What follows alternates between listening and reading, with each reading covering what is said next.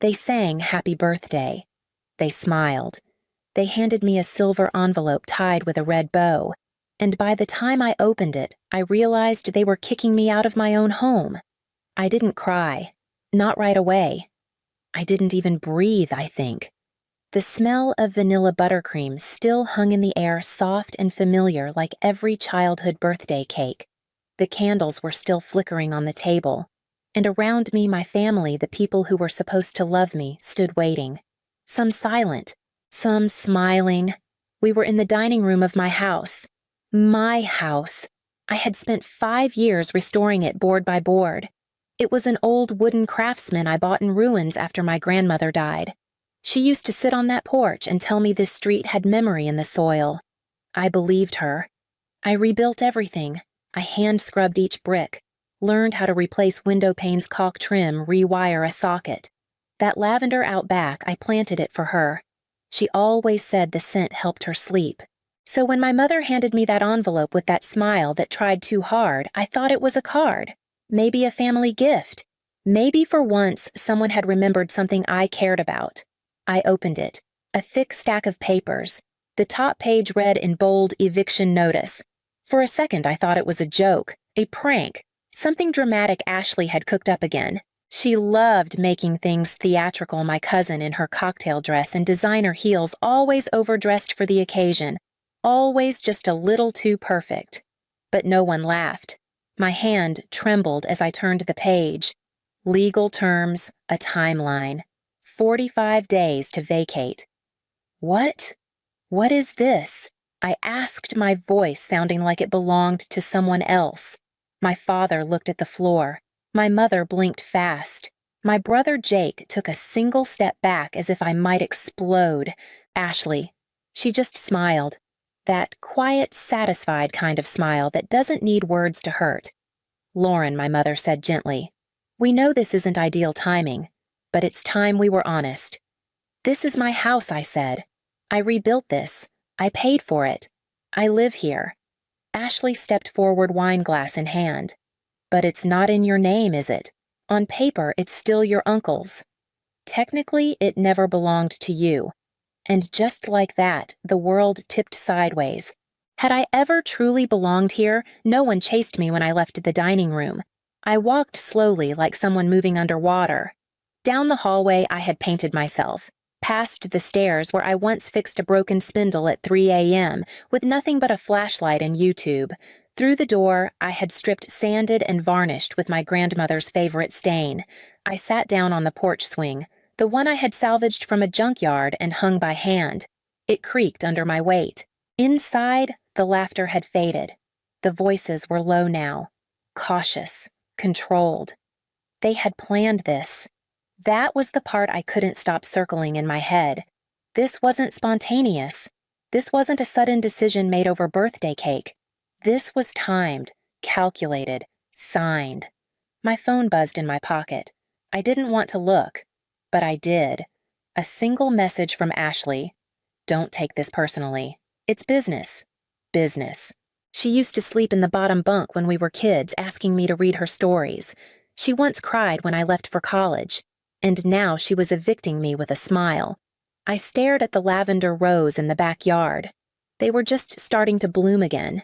I need help, I thought. Real help. I texted one person, Maya. Maya wasn't family. She was better. We'd met in college architecture programs, sleepless finals, pizza nights, heartbreaks. She helped me pick out paint colors the first day I got the house. She taught me to read floor plans and identify load-bearing walls. I texted, "I need you. Bring your laptop," and every renovation file we ever saved. She replied in under 2 minutes, "On my way." 37 minutes later, she walked through the door, no makeup, hair in a messy bun, backpack stuffed with folders and hard drives. She didn't ask what happened. She didn't need to. She just hugged me and said, "Okay, let's find out what they're hiding." We sat at the kitchen island, still decorated with melting birthday candles and half a cake no one would finish. Maya opened her laptop and started pulling up permits, project notes, approval letters from the city. Her files were meticulous. I'd forgotten how obsessively she archived. Then she paused, her brow furrowed. "Lauren?" Did you ever resubmit the 2021 patio expansion permit? No. Why? She turned the screen toward me. A different version of the permit submitted months ago with my name removed and a flagged warning, incomplete, non-compliant, risk of fine. But that's not mine, I said. That's not even the original blueprint. I know, Maya said quietly. This looks forged. She kept scrolling. More documents. Some with errors I would never have made. Others dated after the last confirmed city approval. A pit opened in my stomach. Who submitted these? I whispered. Maya looked up. Someone who wants you out and knows just enough to make it look real. Who forged my work and why now I didn't sleep that night. I sat in the armchair by the window, the one my grandmother used to sit in. The house creaked like it was grieving with me. Across the room, the envelope still lay on the table edges, curling from where I'd clutched it too tightly. I stared at it like it might change if I blinked hard enough. But the words were still the same. Eviction. 45 days. Your presence is no longer required. At 7:14 a.m., I texted Jake. Can we talk? I'm not angry, I just need the truth. He replied, Corner Cafe. 8 a.m., I got there early. When he walked in, he looked like hell-rumpled shirt, dark circles, the look of someone who hadn't been sleeping either. He sat. No eye contact. I knew, he said. 2 weeks ago. Ashley showed Mom and Dad some permits. Said you might get fined. That there was legal risk if the city came asking questions. They panicked. I kept my voice calm. So they decided to sell the house behind my back. He nodded, ashamed. Ashley made it sound like the smart move. Brent said you'd be protected, that they'd give you time to move, and that Mom and Dad could finally get a fresh start. I closed my eyes. They signed it all, didn't they? Jake didn't answer, but his silence was loud enough. So they knew, I said. They knew they were cutting me out. He swallowed. Lauren. She promised them an apartment in the city. Full amenities. No more lawn work. No more worrying about heating bills. They said you'd understand. Understand? I laughed. A short, broken sound. They didn't even ask me. The waitress came and went. Coffee cups clinked. The world spun on like it always did, indifferent to the fact that mine had just split in two.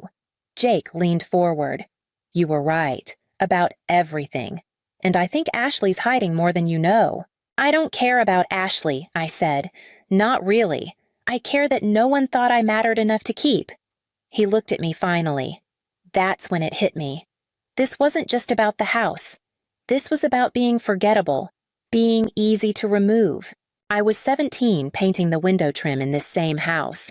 My grandmother had passed the month before. My mother and Ashley were inside. I could hear their voices through the open kitchen door. She's a sweet girl, my mother said, but she doesn't have Ashley's spark. You should have seen how people lit up at Ashley's speech last night. Lauren's steady, not meant for the spotlight. I remember holding my brush tighter, willing myself not to react. Just keep painting. Stay useful. Stay quiet. That was the moment I think that I started building things with my hands. Because words were never where I lived. Back in the cafe, I stirred my coffee slowly. They erased me, I said. Before I even knew I was gone. Jake didn't deny it. He just said, tell me what you need me to do. The next morning, Maya and I sat on the cold stone steps outside City Hall. She had a folder on her lap and her laptop balanced on one knee, eyes locked on the screen. I pulled property activity logs, she said. There's something strange. She showed me a record dated just 2 weeks ago. Parcel 1472, scheduled for pre-demolition inspection. Address mine. How is that even possible? I asked. There's no official demolition permit. Maya tapped. Not yet. But the request is in pre-approval. The city's waiting for a final signature and neighborhood notification.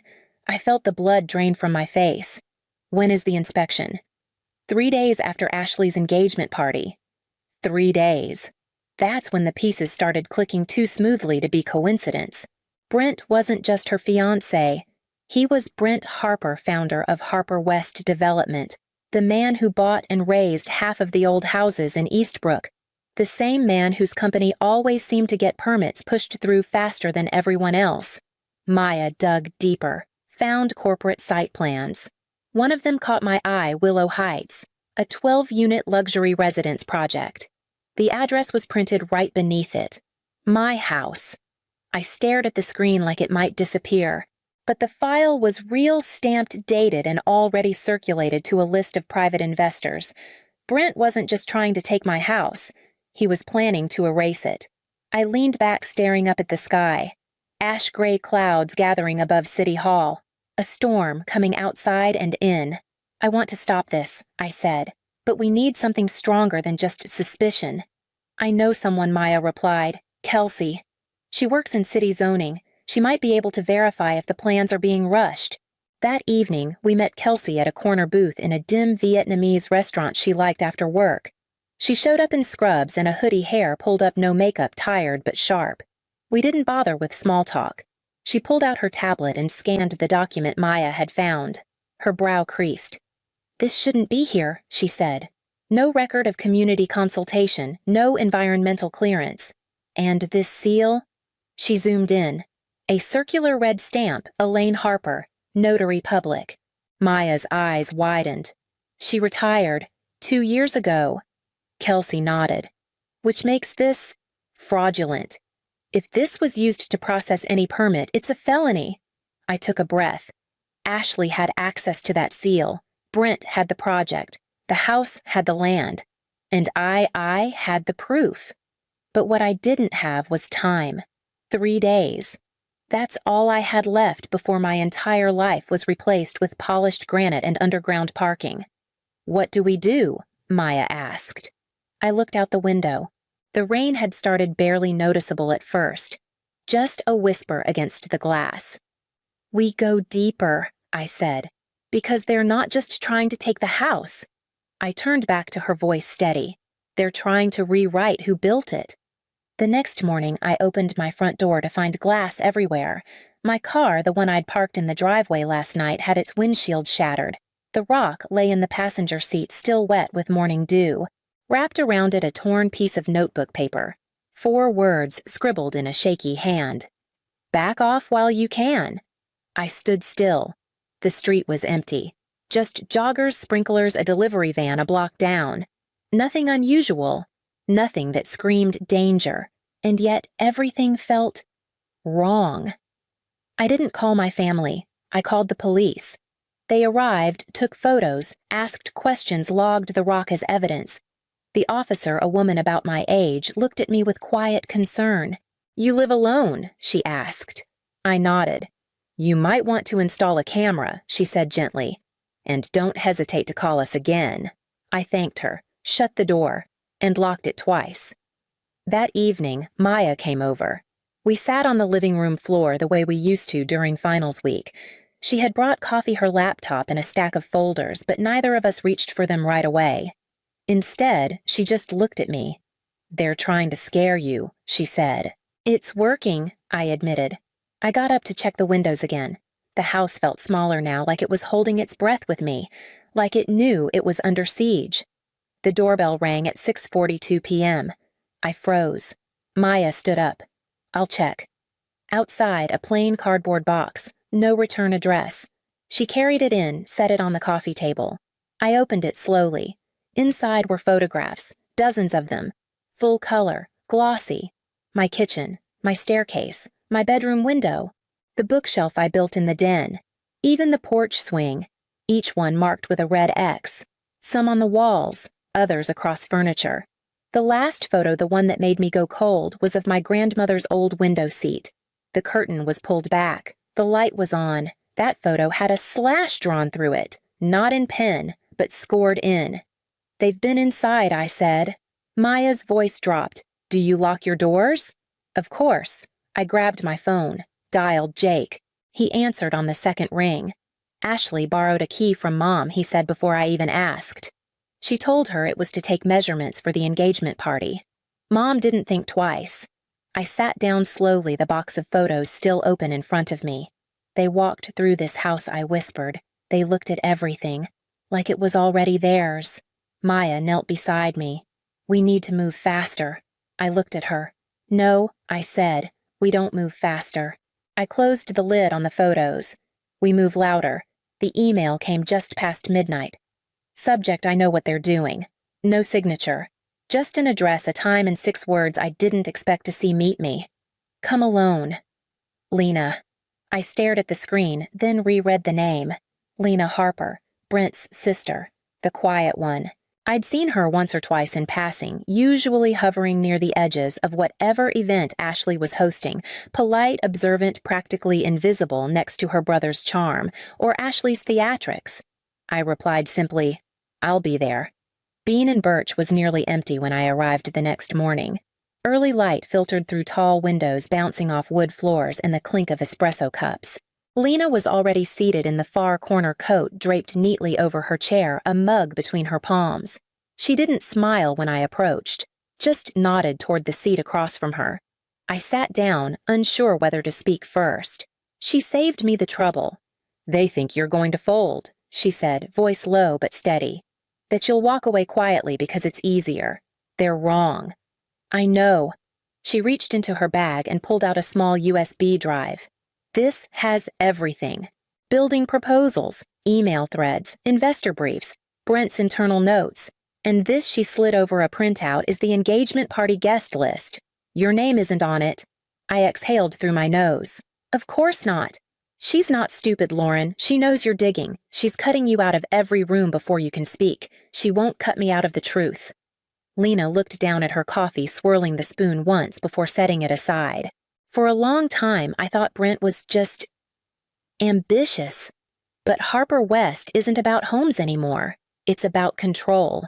And Ashley fits right in. I studied her face. There was something in her eyes that felt familiar, that quiet kind of fury that builds over years of being dismissed. Why are you helping me? I asked. Because someone has to, she said. Because I've seen too many people get steamrolled by the same machine. And because she hesitated, then met my gaze again.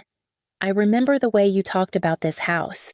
Years ago, when Ashley brought me to see it, you stood right here on that porch and told me how you were restoring not just a building, but a memory. That stuck with me. I didn't realize I was holding my breath until I let it out. Thank you, I said. She handed me a second envelope. Inside a blank invitation to the engagement party. I was in charge of delivering press backups. This one went missing. I smiled. The first real smile in days. They want to unveil their future that night, I said. Then that's where the truth comes out. Lena nodded.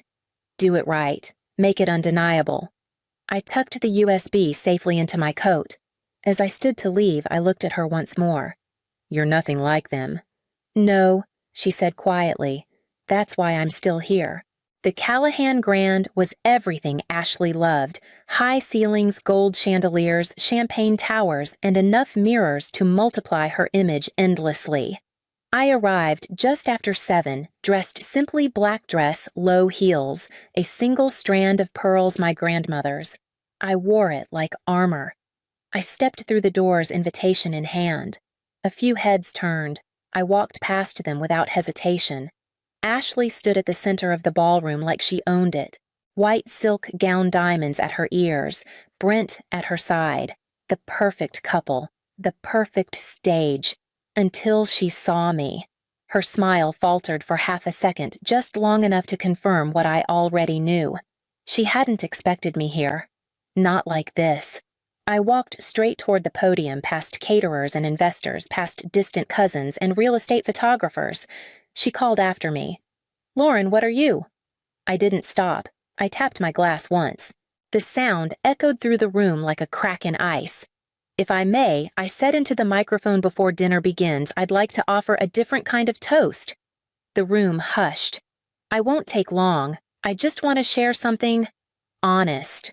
Behind me, the projector screen came to life. Sarah, standing near the AV booth, gave me a quiet nod. The first image filled the screen, a detailed architectural rendering labeled Willow Heights Luxury Residences. Address, 1742 Willow Street. My house. A murmur rippled through the guests. I continued, This is my home. Or it was. What you're looking at is a plan carefully crafted, quietly circulated to erase that home and build this in its place. Without my consent, without even my knowledge. Next slide, forged permit documents, seals from a retired notary, my name removed from authorizations I had submitted. Another ripple. A few guests exchanged glances. One of them, an older man in a gray suit, was already pulling out his phone. Then came the audio. Ashley's voice, clear and smooth. Let her break down over the paperwork. Once we pin the violations on her, the house will be flagged for demolition. She won't be able to stop it. Brent's voice followed. The second the party's over, we push the paperwork. By Monday, it's ours. The room went still. A beat. Then Lena stepped forward from the crowd, her expression calm, her phone in hand. I submitted that recording, she said, because I won't let them do to anyone else what they tried to do to her. Ashley tried to speak. This is out of context. Sarah stepped beside me, voice steady. It's not. And we've submitted full documentation to the Department of City Planning, the Notary Board, and the Fraud Division. 2 plainclothes officers approached from the back. One addressed Ashley Miss Sterling. We'd like to speak with you about several forged permits filed in your name. Ashley looked at me, eyes wide, voice barely a whisper. You have no idea what you've just done. I met her gaze. No, you have no idea who I am. The air outside the ballroom felt colder than it should have for spring. I walked down the stone steps alone, heels clicking against marble, the echo of whispered gossip fading behind me. I didn't look back. Sarah joined me halfway to the car. The city will put a hold on any permit tied to your address, she said. And with what we've submitted, the case is strong. Very strong.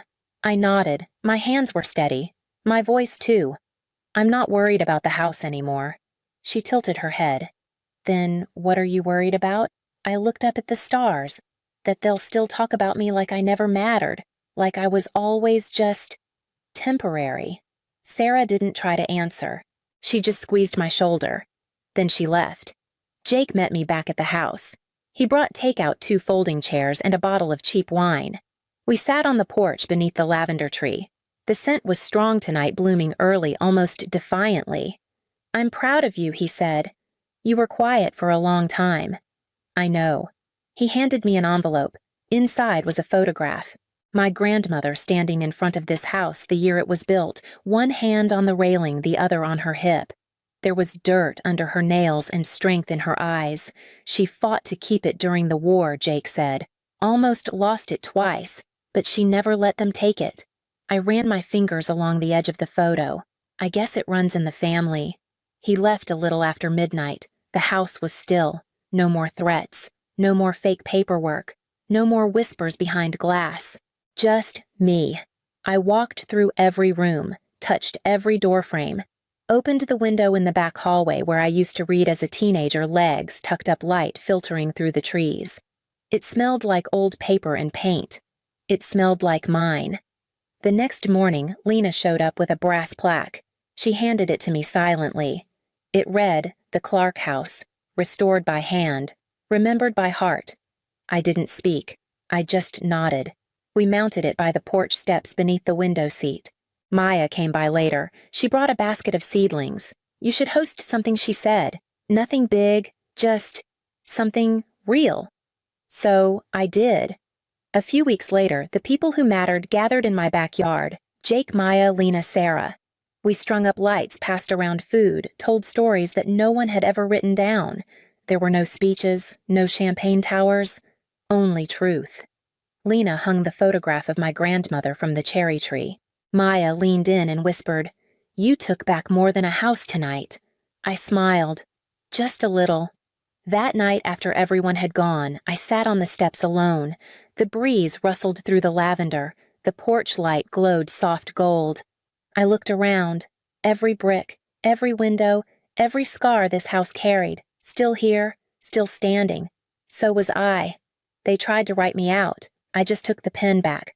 If someone ever tried to erase your place in the story, you don't have to explain. Just leave a dot for the seat you never should have had to fight for.